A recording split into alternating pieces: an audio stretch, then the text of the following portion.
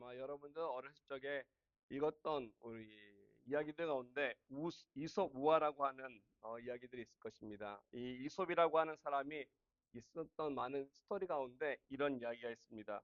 사실 이솝은 실존했던 인물입니다. 그리스에 있었던 헬라 문화권에 살고 있었던 사람인데 이 사람이 노예였습니다. 이게 어떤 자유인이 아니라 노예였는데 인생을 살아가면서 참 지혜롭고 있었고 재치가 있었던 그러한 사람이었던 것 같습니다.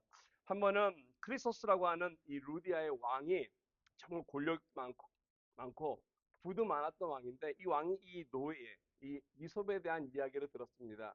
그래서 이 사람이 얼마나 지혜로운가 좀 알기 위해서 만나보고 싶어서 그가 어떤 사람인지 시험 테스트하고 싶었습니다. 그래서 불렀습니다. 불러서 이런 어려운 문제를 하나 냈다고 합니다. 이소봐, 내가 문제 하나 냈는데 이거를 맞히면은 이 문제 해결하면은 내가 너에게 자유를 주겠다. 노예에서 풀려서 자유인이 될 수 있는 귀한 권리를 주겠다는 것입니다. 그러면서 낸 질문이 뭐냐면 내일까지 내가 듣도 보도 못한 그러한 것을 가지고 오면은 이에 대한 노예 신분을 풀어주겠다고 한 것입니다. 듣도 보도 못한, 왕이 듣도 보도 못한 것을 내일까지 어떻게 가져올 수 있겠습니까? 이솝이 근심하면서 나갔습니다. 고민하다가 그 다음날이 되었습니다. 그 다음날이 돼서 왕 앞에 섰을 때 어떻게 했겠습니까? 이솝이 주머니에서 왕 앞에 조그마한 차용증 하나 딱 꺼냈습니다. 차용증을 왕에 주면서 딱 내밀더니 왕이 보면서 이게 무엇이냐는 것입니까? 딱 읽어보니까 이 왕이 이솝에게 금 1000달란트를 빚졌다고 하는 이런 차용증입니다. 그 빚을 다시 돌려받기를 원해서 차용증을 지면낸 것입니다. 그랬더니 왕이 딱 보면서 하는 말이 아니 이놈아 내가 언제 너를 봤다고 내 듣도 보도 못한 이런 빚을 나한테 갖고 왔느냐 하면서 노발하면서 그에게 얘기했다는 것이죠. 예, 듣도 보도 못한 그러한 일 결과 그걸로 인해서 그런 노예 신분에서 풀려났다라고 하는 그런 이야기입니다. 이 세상을 살아가면서 아무리 왕일지라도 부가 많고 권력이 많아도 누군가에게 빚에 대해서 얘기했을 때 누가 나한테 빚을 독촉했을 때에는 그렇게 결국 우리에게 기분이 즐겁진 않다는 것입니다. 여러분 빚 있으시죠? 저는 있어요. 여러분한테 빚이 없으신 분도 계시겠지만 저는 빚을 지고 있습니다. 여러 가지 빚들이 있는데 이 빚이라고 하는 것은 우리들에게 부담이 됩니다. 부담도 되고 걱정도 되고 여러 가지 어려움을 가져온다는 것입니다. 어떤 자료를 보니까 미국에는 그렇다고 하죠. 미국 많은 대학생들 적어도 3분의 2 정도의 대학생들이 대학을 마치면서 제일 힘든 것은 뭐냐면 그 학자금에 대한 대출을 안고서 졸업을 한다는 것입니다. 그래서 인생을 시작하면서 큰 빚을 가지고서 그들의 사회화 생활을 스타트한다는 것이 미국의 삶이라는 것입니다. 그래서 많은 미국 대학생들이 생활하면서 또 교제하면서 배우자를 선택할 때 그런 조건들이 있다고 합니다. 뭐 여러 가지 있겠지만은 뭐 키나 외모를 떠나서 그 학생이 내가 만나는 교제하는 그 사람이 얼마만큼의 학자금의 대출이 남았는가를 본다라는 것입니다. 이 빚이라고 하는 거 누구에게나 넉넉한 사람에게나 또는 없던 사람에게나 누구에게 있어서는 참 부담이 되는 그리고 이것을 모든 사람이 싫어하고 어려울 수 있는 것입니다. 할 수 있으면 피하고 싶은 것이 이 빚이라고 하는 것이 아니겠습니까? 근데 오늘 말씀 보니까 사도 바울은 우리에게 이렇게 얘기합니다. 한 가지에 대한 빚을 지라라고 우리에게 이야기해주고 있지 않습니까? 우리에게 있어서 여러 가지 삶 속에서 다른 것은 아니지만 다른 빛은 얘기하지 않지만 한 가지만은 져도 된다라고 하는데 오늘 8절 말씀에 그 빛을 사랑의 빛이라고 표현해주고 있습니다. 사랑의 빛 외에는 아무에게든지 아무 빛도 지지 말라 얘기합니다. 오늘 8절 말씀에 이것을 우리가 이해하려면 사실 지난주서부터 왔던 말씀들을 좀 봐야 합니다. 지난주에 여러분 기억나시겠습니까? 우리 13장에 들어오면서 1절서부터 17절까지는 우리가 이 세상을 살아가면서 짓고 있는 빚에 대해서 얘기했습니다. 우리는 알게 모르게 이 국가에 대한 채무가 있다는 것입니다. 그래서 텍스를 내고 세금을 낸다는 것이죠. 그래서 우리는 이 세상에서 살아가면서 국민으로서 당당하게 이 세상에 대한 정보에 대한 빚을 갚아야 하는 것입니다. 또 이것이 우리들에게 있어서 도움이 되는 것이 아니라 이 빚을 가지고서 우리가 정부에 내는 이 빚을 통해서 함께 더불어서 이 세상에 살아가는 것입니다. 그런데 이것이 이 세상에서는 말하고 있는 빛이지만 오늘 성경에서는 우리에게 있어서 이 세상 사람들에게 같이 더불어 사는 사람들에게 질 수 있는 빛이 있는데 그 빛을 사랑의 빛이라고 이야기하고 있다는 것입니다. 다른 빛은 바울이 짓지 말라고 그러면서 왜 이 빛에 대해서만큼은 허용하는 것이겠습니까? 왜 이처럼 사랑의 빛을 지라라고 이야기하는 것일까요? 오늘 말씀 가만히 보면 예수 믿는 사람으로서 사랑의 빛을 져야 할 세 가지 이유를 좀 말씀드릴 수 있을 것 같습니다. 첫째는 이 빛을 우리가 지지 않고 살 수 없다는 것입니다. 그 누가 이 세상을 살아가면서 사랑의 빛을 지지 않고 살아가는 사람이 과연 존재하겠습니까? 우리는 이 땅에 태어나면서 태어난 순간서부터 먼저 우리 부모님들한테 그 사랑의 빛을 진다는 것입니다.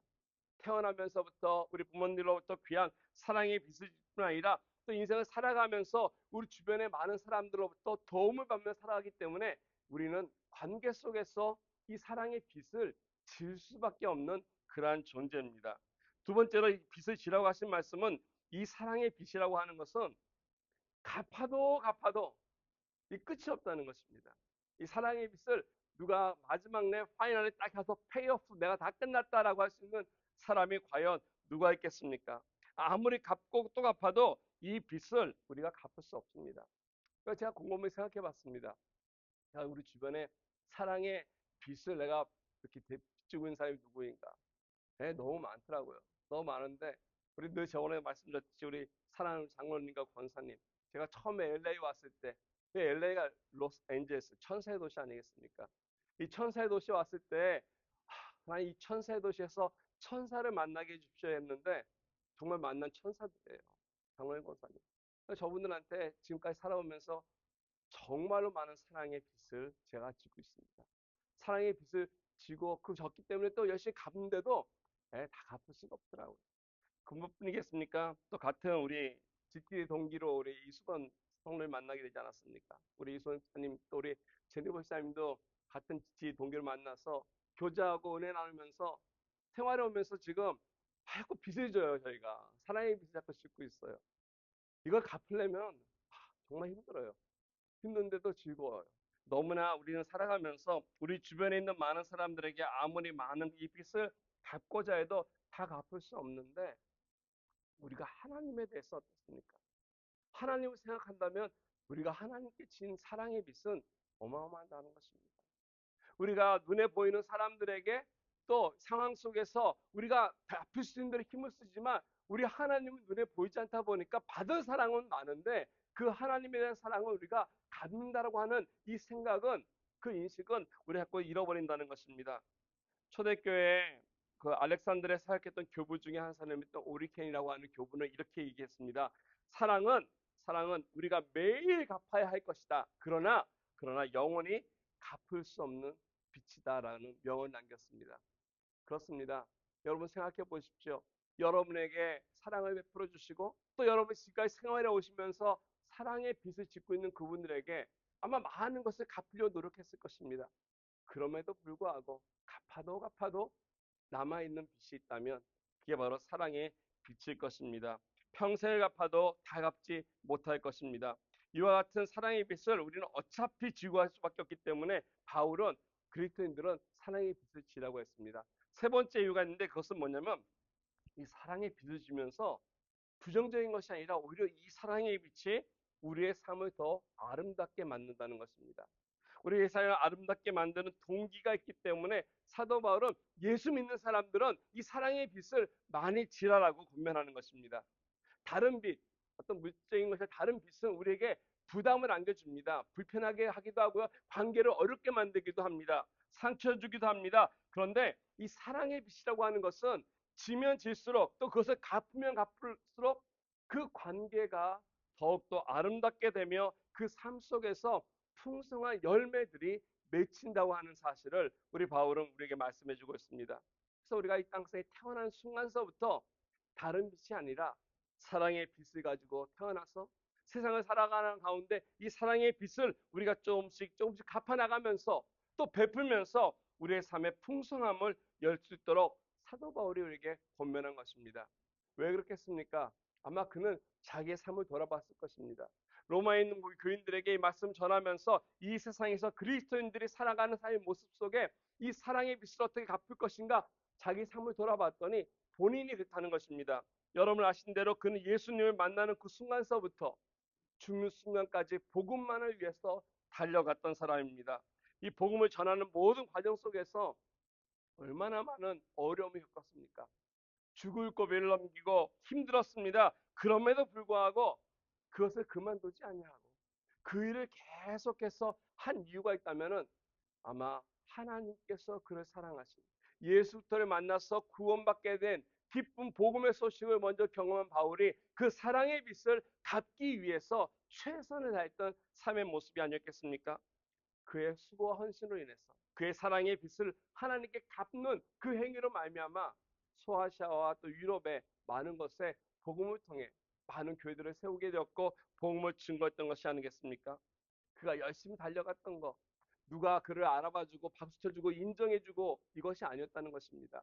명예롭기 위해서 한 것이 아니라 오직 한 가지, 그것은 바로 그가 고백한 것처럼 바로 예수 그리스도께서 자기를 붙들어서 그의 사랑으로 강권하시기 때문에 하나님의 사랑에 붙들림 받아서 그 사랑이 그를 가만두지 않았기 때문에 오늘 아침에 우리 장로님 올려주신 그게 바로 그거 아니겠습니까?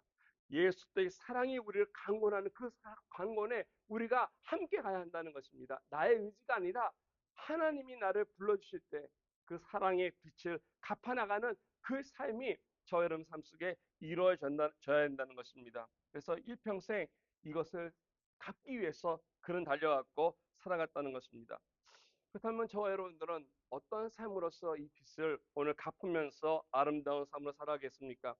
첫 번째 똑같습니다. 우리도 바로 하나님의 은혜에 대한 인식을 우리가 잊지 말아야 합니다.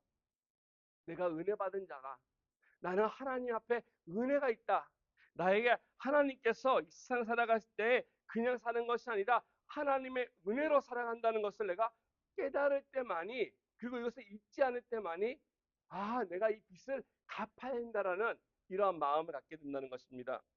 사도 바울의 서신을 읽다 보면 여기 분명한 바울은 이거에 대한 인식이 분명했습니다. 나는 빚진 자다.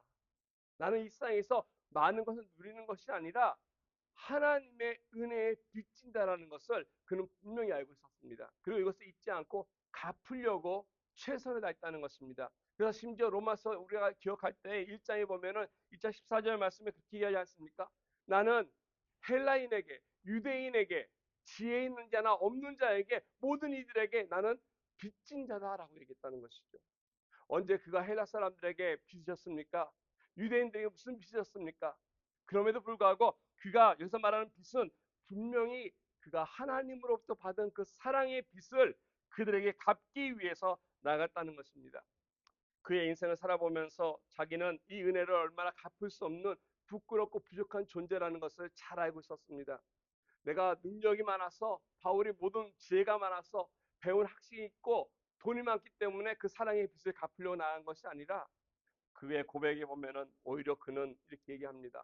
은혜 많이 받았지만 전에 자기는 비방자요, 회방자요, 핍박자요, 심지어 괴수 중에 괴수다라고 하는 자기의 부끄러움과 자기의 부족함을 고백하는 것입니다. 하나님 앞에 사랑받을 자격이 사실 되지 않았다는 것입니다. 사랑의 빛을 받을 자격이 되지 않았고 그 은혜를 받을 자격이 되지 않았지만 하나님이 그를 은혜 받을 수 있는 위치까지 올려주셨기 때문에 그는 이것을 고백하면서 나갔다는 것입니다. 디모데후서 1장 14절에 그는 이렇게 고백합니다. 우리 주의 은혜가 그리스도 예수 안에 있는 믿음과 사랑이 함께 넘치도록 풍성하였다 얘기하고 있습니다. 예수를 믿는 그 믿음 안에서 자기 삶의 풍성해 있음을 고백하는 것. 이것이 바로 자기의 삶이 얼마나 부끄럽고 부족했음에도 불구하고 인생을 살아가면서 하나님 앞에 받은 그 은혜를 갚고 또 갚고 잊지 않냐고 나가는 삶에 있다는 것입니다. 이것을 그가 잊지 않고 기억했기 때문에 그 험한 삶의 모습 속에서 지치지 아니하고 포기하지 아니하고 끝까지 하나님 앞에 헌신하며 달려온 것이 아닌가 생각됩니다. 저와 여러분들의 삶 속에서도 이러한 모습이 있지 않아야 될까 생각합니다. 많은 교회에서 많은 분들이 예수를 믿고 기뻐서 교회를 섬기며 나오는 분들이 있습니다. 근데 이런 분들이 하다 보면은 지칠 때도 있고요. 하다 보면은 자기를 인정해 주지 않고 박수 쳐 주지 않으면 그 마음이 시무룩해질 때도 있고요. 심지어 삐질 때도 있다는 것입니다. 우리가 뭔가 하다 보면은 자랑하고 싶은 것이 우리 사람들의 마음인 것 같습니다. 나의 것을 좀 누가 인정해 줘야만이 그래도 좀 이렇게 좀 서고 또 더 열심히 할 수 있겠지라는 생각하는데 사실 그렇지 않다는 것입니다. 하나님의 은혜를 아는 사람들, 하나님의 은혜와 사랑을 받은 사람은 내가 자랑할 것이 없다라는 것입니다. 하고 또 섬기고 섬겨도 그것이 나의 것이 아니라는 것이죠. 바울이 고백하지 않습니까? 내가 나된 것은 오직 하나님의 은혜 때문이다라고 얘기합니다. 내가 비록 다른 사도들보다 더 많은 수고를 했음에도 불구하고 그렇게 하게 된 것은 하나님의 은혜 때문에 내가 한 것이지 내가 잘나서 한 것이 아니라는 사도 바울의 고백이 있습니다. 이런 일을 했을 때 내 삶 속에 일어나는 여러 가지 가운데 뭐 뺏김을 당하고 어려움을 당해도 그리고 이것이 잘 되지 않더라도 내가 은혜 가운데 머문다면은 하나님께서 그 가운데서 기쁨으로 우리를 지켜주시고 세워주시고 하나님을 향해서 나아갈 수 있는 한 걸음 한 걸음을 우리에게 지켜주신다는 것입니다. 저희들의 삶 속에서 좀 뭐가 좀 망가지고 틀어져도 넘어져도 걱정하지 않을 것은 하나님의 사랑이 계속해서 나를 향해 있다는 것. 내가 은혜 받은 자라는 것을 잊지 않고 기억한다면 우린 다시 일어설 수 있는 힘이 있고요. 그 사랑의 빛을 갚기 위해서 확신 가운데 나아갈 수 있다는 것입니다. 이런 의미에서 정말 저와 여러분들의 이런 역경 가운데 귀한 하나님의 사랑의 빛을 갖기 위해서 달려간다면 아름다운 열매들이 저와 여러분의 가정 속에 또 우리 삶 속에 조금씩 피어나기 시작할 것입니다.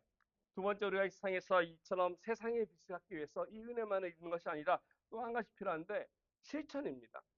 사랑이라고 하는 것은 말로 되는 것이 아니라 실천해야 한다는 것입니다. 사랑은 실천입니다. 그래서 누군가에게 사랑을 요구하는 것이 아니라 이건 내가 해야 한다는 것입니다. 저 사람이 나를 사랑해 주길 바라는 것이 아니고 저 사람이 나에게 사랑의 빛을 갚아 주길 바라는 것이 아니라 내가 하나님으로부터 받은 그 사랑의 빛을 내가 먼저 갚아줘야 하는 것입니다. 삶을 통해 보여줄 때, 이 액션이 있을 때 이것을 통해 하나님 앞에 영광이 되는 것입니다. 오늘 말씀 보면은 바울을 이렇게 얘기합니다. 9절에 보니까 사랑에 대한 것을 이야기하면서 십계명을 나열해주고 있는 것을 봅니다. 거기 보니까 간음하지 말라, 살인하지 말라, 도둑질하지 말라, 탐내지 말라 한 것과 그 외에 다른 계명이 있을지라도 내 이웃을 내 자신같이 사랑하라 하신 그 말씀 가운데 다 들어있다라는 것입니다. 십계명을 얘기하면서 바울은 이렇게 얘기합니다.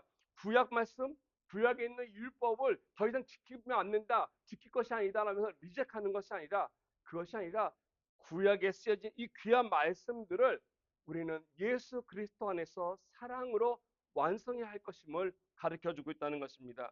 진정한 완성, 진정으로 율법을 성취하는 방법이 있다면은 이것이 바로 이렇게 구약에서 나열해주고 있는 율법들을 내가 하나씩 지키는 것이 아니라 이 가운데 사랑의 빛을 갚는 가운데서 지켜나갈 수 있음을 우리에게 말씀해주고 있습니다. 예수님께서도 우리에게 말씀하시는 여러 가지 계명 가운데 이 사람들 한 물어볼 때마다 이것을 요약해 주셨습니다. 마가복음 12장에 보면은 그 율법을 요구하 이렇게 와서 율법자들이 얘기합니다. 이렇게 많은 계명이 있는데 이 계명 가운데 우리가 지키는 것이 무엇입니까? 있습니다. 유대인들은 구약 성경 외에도 구전으로 오는 많은 법들이 있었습니다. 613가지. 우리가 법들을 알면서도 지키지 않을 때가 있는데 이 많은 것을 다 지키려고 한다면 스트레스 받을 거예요. 이거를 지키다 보면 이걸 놓칠 수 있고요. 그럼 법을 지키지 못하면서 이 율법에 얽매여서 법을 지키지 못하는 스트레스와 마음의 아픔과 불편함 때문에 정말 그 인생이 행복이 아니라 괴로움과 힘들고 어려움일 것입니다. 이런 사람들에게 율법을 복잡한데 예수님께서는 딱 두 마디로 요약해 주셨습니다. 그 율법이 뭐냐면 첫째는 하나님을 사랑하는 것이다. 그리고 둘째는 이웃을 사랑하는 것이다. 얼마나 심플합니까? 저희 교회가 하는 것이 그거예요. 심플해요. 하나님을 사랑하는 거, 예배라는 것입니다. 우리 제가 청년들한테 가르칠 때 그랬어요. 예배가 무엇이냐? 예배는 형식이 아니라 내가 하나님을 사랑하는 나의 사랑의 표현이 예배이다. 네가 하나님의 사랑을 받고 예수를 통해서 구원을 받았다면 네 마음속에 있는 하나님에 대한 사랑을 보여주라고 하는, 실현할 수 있는 것이 바로 예배라는 것입니다. 예배자리에 나와서 하나님을 찬양하고 영어롭게 하는 것이 하나님을 향한 우리들의 사랑을 보여주는 것이죠. 그래서 우리가 예배 힘쓰는 거 아니겠습니까? 두 번째, 이웃에 대해서 내 이웃을 내 몸같이 사랑하라는 것은 다른 것이 아니라 복음을 전하는 성도입니다. 전도입니다. 그 사람도 나처럼 복 받아야 되지 않겠습니까? 그 사람도 나처럼 영생 얻어야 되지 않겠습니까? 내 이웃을 내 몸처럼 사랑한다면 그 사람을 향해서 우리가 예수 그리스도의 놀라운 복된 소식을 전함으로 인해서 그 사람 또한 똑같이 우리와 나의 몸과 같이 하나님 앞에 복 받을 수 있는 이 두 가지의 법을 예수님께서 말씀했습니다. 애매하지 않습니다. 율법이 복잡하지 않습니다. 예수님은 두 가지만 딱 말씀했습니다. 그러면서 우리가 인생을 살아가면서 지켜야 할 이 두 가지의 계명. 근데 오늘날 많은 사람들은요, 이것을 잘 이해하지 못해요. 좀 복잡하게 생각합니다. 단순한 것을 어렵게 생각합니다. 뭔가 더 있겠지. 세분화시킬 때가 많다는 것입니다. 이것은 우리가 살아가면서 알게 모르게 관계 속에서 일어나는 어려움 때문에 이것을 이해하지 못하는 것이죠. 형제를 사랑하려고 보니까 이것도 걸리고 저것도 걸리고, 하나님을 사랑하려고 보니까 이것도 필요하고 저것도 필요하고, 그 외의 것들, 비본질적인 걸로 인해서 하나님 앞에 바른 사랑을 행하지 못하는 우리들의 많은 어려움이 있다는 것입니다. 요한복음 2장에 보면은 예수님께서 좋으신 일을 이 땅에 행하신 게 있습니다. 요한복음 공부하다 보면 아시죠? 가나에서 혼인잔치를 올렸습니다. 결혼식이지 않습니까? 얼마나 큰 축제고 기쁨의 자리입니까? 그것에 예수님은 제자들을 같이 참석했습니다. 많은 사람들이 와서 같이 음식을 먹으면서 즐거워한 가운데 문제가 생겼습니다. 아시다시피 포도주가 떨어졌다라는 것입니다. 성경에서 이 혼인잔치를 얘기할 때는 우리는 뭘 생각해야 되냐면, 사실 이 혼인잔치는 천국, 하늘 잔치를 비유해서 말씀할 때가 많다는 것입니다. 하늘나라의 잔치는 즐겁고 흥이 있어야 된다는 것입니다. 기쁨과 행복의 자리라는 것입니다. 모자람이 없는 것이라는 것이죠. 모든 사람이 즐거워해야 할 자리가 바로 이 천국 잔치인데, 오늘 이 잔치에 문제가 생겼습니다. 그것이 뭐냐면 포도주가 떨어졌다는 것입니다. 떨어졌을 때 예수님께서는 그 부족한 것을 어떻게 했습니까? 그것을 잘 채우셨다는 것이죠. 사실 유대인들에게 있어서 혼인잔치에 포도주가 떨어지면요, 끝난 것입니다. 이 잔치 끝입니다. 뭐 음식이 좀 모자르면, 반찬이 떨어지면 어떻게 해 가는데, 우리 뷔페 나눌 때 조금씩 나누는 것처럼. 근데 포도주가 떨어지면 끝이죠. 심지어 유대인들은 포도주가 떨어지면 어, 이 하객 중에서는 화가 나서 이거를 고발할 수도 있어요. 법적으로. 혼인잔치에 갔는데 포도가 떨어졌다라고. 그래서 그만큼 이 포도주라고 하는 것은 그들에게 있어서 아주 귀하고 중요한 요소라는 것입니다. 우리들의 인생 속에서도 살아가면서 부족한 것 왜 없겠습니까? 우리들의 건강도 부족하고요. 물질도 부족하기도 하고요. 여러 가지 복잡한 가운데서 필요한 것이 많이 있습니다. 교회 또한 마찬가지입니다. 교회도 여러 가지 부족한 것이 많이 있죠. 그런데 그런 부족한 것 가운데서 꼭 있어야 할 것이 있습니다. 빠지지 말아야 할 것이 있습니다. 그것이 뭐냐면 바로 오늘 하나님께 말씀하시는 이 사랑의 실천이라는 것이죠. 하나님을 사랑하고 이웃을 사랑하는 이 사랑이 있다면 이 관계 속에서 모든 것이 해결될 수 있다라고 하는 사실입니다. 모든 게 좀 부족해도 사랑이 있다면, 교회에 좀 시설이 부족해도 하나님의 말씀이 있고 우리가 하나님을 사랑함이 있고 그 가운데 성령을 통해서 하나님 앞에 바로 서려고 하는 우리들이 있다면 이것은 다 채워진다라고 하는 사실입니다. 오늘날 많은 가정들이 어려움들이 있습니다. 근데 그 어려움들이 과연 그들의 삶 속에 일어나는 물질로 인한 것일까요? 근데 내면을 가만히 보면요, 사랑의 부족 때문에 그렇습니다. 집을 더 좋고 큰 집으로 이사한다고 해서 그 가정이 화목해지겠습니까? 아니면 가구를 바꾼다고 해서 그 가정이 더 편안한 가정이 되겠습니까? 그렇지 않다는 것입니다. 결국 사랑의 문제라는 것입니다. 사랑이 없어서 어려움이 있다는 것입니다. 저와 여러분들이 이 사실을 안다면, 내가 하나님으로부터 받은 이 사랑의 빛을 오늘 실천함으로 인해서 우리가 교회를 향해서, 가정에서는 아내를 향해서, 또 남편을 향해서, 우리 이웃을 향해서 우리가 해나갈 때 하나님 앞에 이 사랑의 빛을 갚아나간다는 것입니다. 오늘 우리 이 시대에 바르게 살려면은 우리 그 있는 곳에서 이처럼 사랑을 좀 실천해 나갈 수 있는 이런 용기와 믿음이 있는 삶이 이어져야 할 것입니다. 그래서 첫 번째로 우리가 정말로 하나님의 빛을 내가 인식하고 내가 은혜 받은 자인데 이것을 내가 갚아나기 위해서는 이 은혜를 잊지 말아야 되고요. 이 사랑을 실천하기 위해서 열심히 하나님 앞에 기도하며 나가야 할 것입니다. 세 번째는 이것을 통해서 열매를 맺는다는 것입니다. 예, 열매가 있어야 될 것입니다. 사랑이라고 하는 것은 내가 누군가에게 베풀 때 남은 차선책이 아니라 베스트, 최선의 것을 나눠줘야 할 것입니다.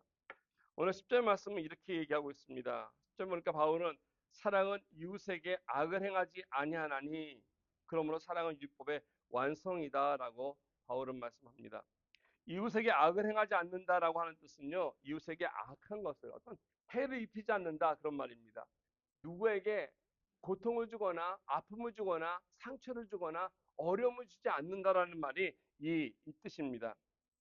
그래 가끔가다 이제 이렇게 대화하다가 누군가를 아끼는 마음에 이렇게 얘기할 때 있죠. 내가 사랑하니까 너한테 꼭 이 말 하는 거야 하면서 얘기하는데요.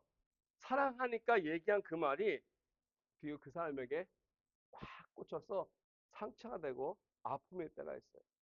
그거 사랑하는 거 아니에요. 내가 하고 싶은 말 하는 거죠. 사랑하니까라고 하는 그런 식으로. 그건 잘못된 것입니다. 사도 바울은 고린도전서 13장 5절에 이렇게 얘기하고 있습니다. 사랑의 특징을 얘기할 때 사랑은 물에 행치 아니하며 자기의 유익을 굽지 아니하며 성내지 아니하며 악한 것을 생각지 않는다고 했습니다. 남에게 상처 주는 거, 불편하게 만드는 거, 어려움을 주는 것은 무례하게 하는 것입니다. 나의 이익을 구하기 위해서 우리가 이야기할 때도 있다는 것입니다. 그래서 우리가 사랑한다고 하면서도 누군가에게 이 사랑의 열매를 얻기 위해서 잘 거둬야 되는데 그 열매가 아니라 오히려 그 열매를 망가뜨리는 상처를 주는 어려움을 경험할 때가 있습니다. 진정한 사랑이라는 것은 상대방을 향해서 나의 최선을 그에게 넘겨주는 것입니다. 이런 스토리 하나 있었어요. 어, 어느 한 청년이 데이트를 못하고 있다가 친구 소개로 정말 아름다운 여대생을 소개받았습니다. 그런데 안타깝게도 그 여대생은 이 남학생을 별로 그렇게 마음에 들지 않았어요. 근데 이 남학생이 여대생을 마음에 두었으니까 어떻게든지 좀 이렇게 한번 대시를 해보기 위해서 노력할 텐데 이 틈을 안 주는 거예요. 어느 날 같이 이렇게 있었는데 도서실에 있다가 도서실이 4층인데 비가 오는 날이에요. 비가 쭉쭉 오는 날인데 여대생이 4층에 있다가 밑에 내려갔어요. 밑에 2층까지 내려갔는데 거기 뭐가 있냐 커피가 있는데 커피 메이커 갔더니 거기가 커피 메이커가 망가져 있는 거예요. 망가져 있어서 할 수 없어서 이 여대생이 다시 도서실로 올라왔어요. 그것을 본 남학생이 어떻게 했습니까? 그냐면 내려가서 커피 메이커가 아니라 길 두 블록 건너서 커피숍에 가서 커피를 사서 온 것이에요. 근데 빡 오다 보니까 커피 두 잔을 갖고 왔는데 이 두 잔인데 뛰어다 보니까 이 커피 뜨거운 커피가 흘러가지고 손까지 막 뜨겁게 뻘겋게 돼 있는 거예요. 그러면서 이렇게 얘기합니다. 내가 이 커피가 식지 않기 위해서 달려오면서 당신에게 주고 왔는데 한 잔을 주려고 왔어. 근데 분명히 뛰어다 보면 흘릴 것 같아서 이 두 개를 합하면 한 잔이 될 거야. 그래서 한 잔의 따스한 커피를 줬다는 것입니다. 날씨가 부슬부슬 비가 오는 날 커피 한 잔 잘못 받으면요 큰일 납니다. 이 여대생이 커피 받으면서 두 가지 거절을 못했대요. 하나는 그 커피를 거절하지 못했고요. 또 하나는 이 남자가 자기에 대해서 최선을 다해서 섬기고자 하는, 나누고자 하는 이 마음을 거절하지 못했다는 그런 이야기였습니다. 그러니까 뭔가 사랑할 때는요, 나의 최선을 줘야 한다는 것이에요. 하나님께서 우리를 사랑하실 때 시간 남아서 그냥 되는 대로 그래서 예수님 보내신 거 아니라는 것입니다. 가장 아끼는 그리고 유일한 자기의 아들은 가장 사랑하는 예수 그리스도를 우리에게 주셨다는 것이죠. 가장 베스트를. 그러므로 우리의 땅 가운데서 예수 그리스도를 통해서 이 귀한 하나님으로부터 베스트를 받았다면 우리 또한 우리의 가장 귀한 거, 가장 베스트를 최선의 것을 가지고 남을 향해서 이웃을 향해서 하나님을 향해서 사랑해야 되지 않겠습니까? 2019년도에 팬데믹이 바로 일어나기 전에 저도 미국에 와서 들었던 소식입니다. 무슨 소식이냐면은 떠들썩했던데요. 존 알렌 차우라고 하는 한 청년의 죽음을 뉴스에서 달았어요. CNN에서 달았고요. 보도가 많이 났습니다. 이 청년이 어떤 것을 했냐면은 미국 여행자라고 나왔어요. 트리스트인데 인도에 있는 어느 섬에 갔다가 거기서 사망했다라고 하는 보도가 났는데 사실 이 알렌은 그냥 평범한 트리스트가 아니었어요. 그 인도 밑에 있었던 그 섬에 한 부족이 살고 있는데 지금까지도 인류 문명이랑 같이 교류하지 않고 그들만의 문명 가운데 살아가는 그런 부족이 있다는 사실을 알고 이 청년이 그곳에 갔다는 것입니다. 그 미셔너리를 가가지고 그들을 복음을 전도하기 위해서 갔습니다. 그리고 많은 사람들이 경고했어요. 거기 가면 위험하다고 하는 사실을 그럼에도 알고 갔습니다. 또이 알렌은 자기가 그곳에서 죽을 것도 알고 있었던 것 같습니다. 왜냐하면 도착했을 때 그날로 어느 한 꼬마애가 와서 이 친구에게 화살을 쐈거든요. 다행히 그 화살이 빗나갔기 때문에 죽지 않았습니다. 그때는. 그럼에도 불구하고 그곳에서 복음을 전하다가 그곳에 있던 사람들의 화살에 맞아서 2019년 11월 17일 날 그곳에서 사망해 졌습니다. 이걸 몰랐는데 화살이 꽂혀 있는 그 시신을 그 인들들이 해변가로 끌고 다니는 것이 찍힌 거예요. 그래서 알게 되었고 그들을 다시 시신을 걷기 위해서 내려가는 것이죠. 그가 죽기 전에 메일을 본 게 있습니다. 그의 일기가 있는데 그 이렇게 썼습니다. 많은 사람들이 나를 미쳤다고 생각할지 모릅니다. 그러나 나는 예수 그리스도의 복음을 선포하는 이것이 내 생명을 걸 정도로 가치 있다고 생각합니다. 혹시 내가 저들 안에 들어갔다가 내가 죽임을 당하게 된다 할지라도 절대로 저 사람들을 미워하거나 분노하지 마시기 바랍니다. 왜냐하면 이것이 끝이 아니기 때문입니다. 당신들은 저를 천국에서 다시 만날 것이기 때문입니다. 이 사람은 자기가 그곳에 가면 죽을 걸 알고 있었어요. 그곳에 복음을 듣지 못한 사람이 있다는 소식을 알고 있었어요. 그래서 예수 믿도록 복음을 전할 사람이 필요하다는 것도 알고 있었어요. 근데 그가 가야 할 사람이 바로 본인이라고 했다는 사실을 그가 깨달았다는 것입니다. 누군가는 가야 하는데 그 누군가가 자기 자신이었다는 것이죠. 그 26살의 청년의 죽음이 저는 헛되지 않았다고 생각합니다. 그 지역에 그의 죽음을 통해서 복음이 들어갔을 것이고요. 그리고 그걸 통해서 복음화되는 역사가 있을 것입니다. 그냥 솔직히 그와 같은 역사가 저와 여러분들의 조국에 우리나라에 있기 때문에 그렇습니다. 1866년도에 아무도 모르는 토마스라고 하는 한 젊은이가 프랑스어부터 성경을 복사해가지고 인쇄해가지고 성경 한 권 가지고 대동강에 도착했을 때 그는 우리 조선인 사람에게 예수님이란 말 한마디도 못했습니다. 배가 파손돼서 성경책과 같이 해변가에 물렀을 때 성경책 한 권을 자기의 목을 치는 그 군인에게 넘겨주면서 그가 순교당했습니다. 그 성경으로 인해서 오늘 저와 여러분들이 예수를 알게 되었고 복음을 듣게 되었고 구원을 받는 놀라운 역사가 있지 않았겠습니까? 이처럼 이 땅 가운데서는 하나님께서 최선의 것을 가장 아름다운 것을 받으시면서 이것 통해서 하나님의 사랑의 열매를 맺게 하신다는 것입니다. 이와 같은 구원의 놀라운 역사가 복음을 통해서 저와 여러분들의 삶 속에 온 것처럼 오늘날 저와 여러분 또한 생활 속에서 나는 사랑의 빚진 자라고 하는 것을 잊지 아니하고 이 빚을 내가 오늘도 살아가면서 실천하고 갚아가며 그곳에서 꽃펴 나갈 때 하나님께서 아름다운 열매로 우리들의 삶 속에 돌려주실 것입니다. 우리 이 시간 같이 기도하기 원합니다. 하나님께서 나에게 주신 사랑이 크고 많은데 우리 이것을 잊고 살 때가 많습니다. 내가 이 사랑의 빚을 최선을 다해서 갚아둘 때 나를 홀로 두지 아니하시고 나를 붙들어 주시고 함께 해주셔서 그 사랑을 통해서 하나님 영광 받아 주십시오. 우리 같이 기도하면서 나가는 저희 연대가 함께 기도드리겠습니다.